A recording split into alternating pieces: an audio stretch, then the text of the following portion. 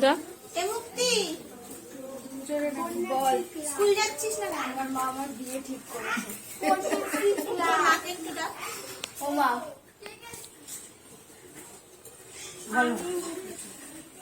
আপনি বিয়ে ঠিক করেছেন?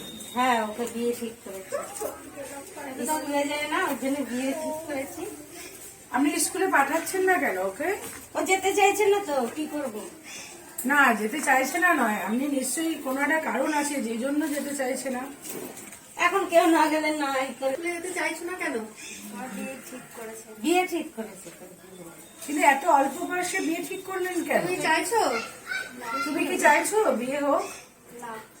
দেখছেন তো, আপনার মেয়ে কিন্তু চাইছে না, কিন্তু আপনি তুমি কি পড়াশোনা করতে চাও? তাহলে ও পড়াশোনা করতে চায় এখনো, আপনি ওর এত কম বয়সে বিয়ে দিয়ে দিচ্ছেন, এটা তো ঠিক নয়। আমাদের সরকার আমাদের সরকার তো মেয়েদের পড়ানোর জন্য নানা রকম সুযোগ সুবিধা রেখেছে। যেমন ধরুন কন্যাশ্রী প্রকল্প, যেটার মাধ্যমে ওরা তো এখন টাকা পাবে এবং উচ্চ মাধ্যমিক পাশ করার পরে ওরা এককালীন অনেক টাকা পাবে, যেটা ওদের পরবর্তীকালে উচ্চ শিক্ষার জন্য ওদের কাজে লাগবে।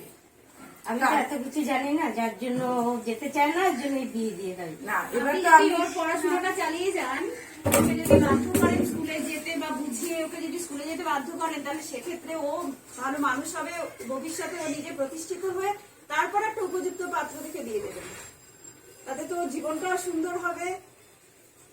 সরকার তো প্রকল্পগুলো করেছে যাতে মেয়েদের যে বিয়ে দিয়ে দেওয়া হয়, বিয়ের পরে মানে অত্যাচারের মুখোমুখি হতে হয় তাদেরকে, হ্যাঁ, যাতে মেয়েরা পড়াশোনা করে তারা প্রতিষ্ঠিত হতে পারে, নিজের পায়ে দাঁড়াতে পারে, যাতে তাদেরকে অত্যাচারের সম্মুখীন না হতে হয়, প্রতিবাদ করতে পারে। তার জন্যই তো সরকার এই প্রকল্পগুলো ভাবনা চিন্তা করে করেছেন, কন্যাশ্রীর মতো একটা প্রকল্প।